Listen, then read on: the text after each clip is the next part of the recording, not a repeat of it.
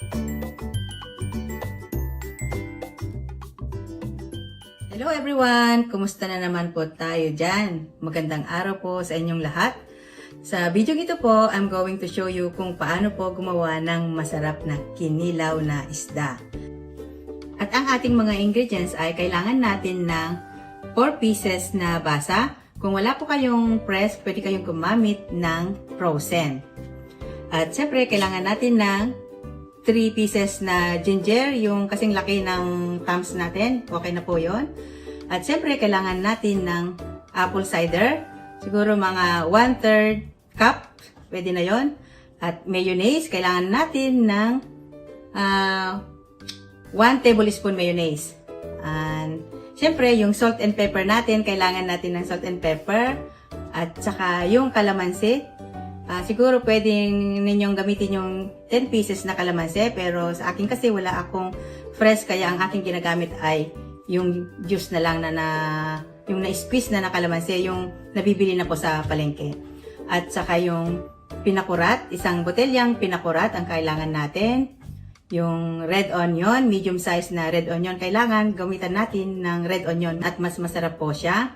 At saka gagamit tayo ng garnish, yung red na mga chili or yung jalapeno, pwede po yon. At konting carrots, pang-garnish lamang po natin yon. Okay, so ating sisimulan na natin na mag-chop ng ating kailangan. Alright. So ikakat lang po natin ang isda ng maliliit, yung parang cubes lang siya. Ganito, kaliliit.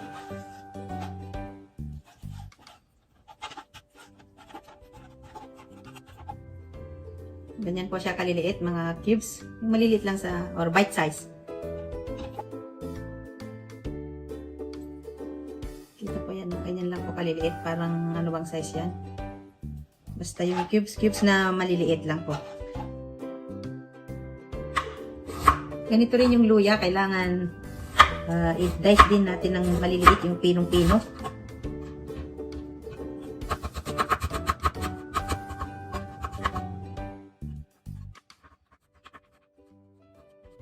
So ngayon po, ang ating gagawin sa mga sibuyas ay ganito po, kaliliit yung ating pagcha-chop para po sulit ang lasa. So ganyan, maliit lang. Parang dice. Dice ko lang yung ating pag-chop nitong red onion. Okay, tapos na po ang pag-chop natin ng onion at luya. So ngayon po, imimix na natin yung mga kailangan natin. So ang una, ito po yung mayonnaise. Pagsasama natin lahat yung mayonnaise. At saka ito yung apple cider, 1/3 cup apple cider. So pagsasamahin natin lahat sila dito.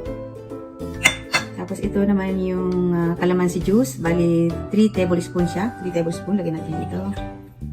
So, halo-haloin natin siya, halo-haloin lang natin. So, gagamit tayo ng tinidor dahil para ma-break itong mayonnaise natin kasi buo. So, ganyan lang. Ganyan lang muna. Tapos, lagyan natin itong salt and pepper. Salt and pepper. Sama-sama na natin siya. Ito yung ating pinakurat. Lagyan natin. Ito. So, chance sa inyo. Kung gusto nyong ilagay lahat ito, pwedeng lahat. Kung gusto nyo ng mas maanghang, kasi maanghang ito, pwede nyo ilagay lahat ito. So, ang ginagawa ko, ilalagay ko na lahat ito.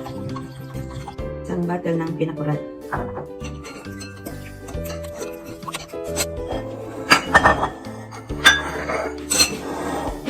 Tapos po, ito yung ating basa fish. Kailangan i-drain nyo ng maayos yung tubig para hindi siya masyadong matubig. Ngayon po, saan natin ilagay itong dinisolve natin mga liquid.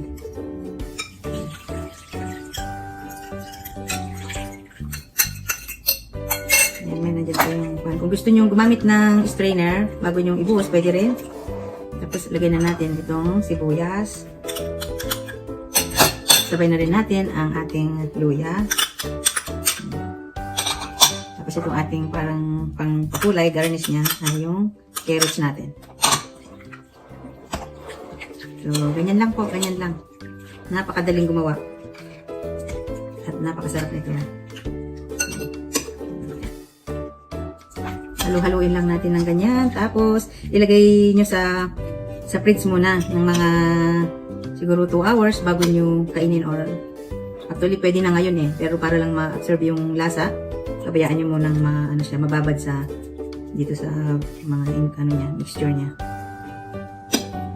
Okay.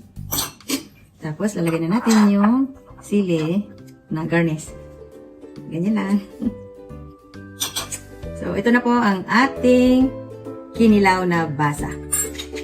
So, guys, tikman natin to bago natin ilagay sa fridge. Kasi kahit hindi nyo na iantayin yung 2 hours, once na nailagay na natin yung mga vinegar, kalamansi, lahat na na po, may lasa na po itong ating kilawin. So, masarap siya kahit hindi pa po nakababad. So, how much more pa po pag naibabad na siya, di ba? So, tikman natin.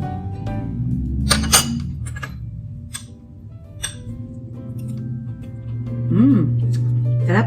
Maanghang-anghang na maalim-asim. Basta masarap siya. Sarap lang. Masarap sa pulutan. Yung mga mangiinom po dyan. Ang sarap po nito. Marami na po akong mga kaibigan na gumawa nito dahil sobrang napakasarap po. Kahit bata. Gusto po.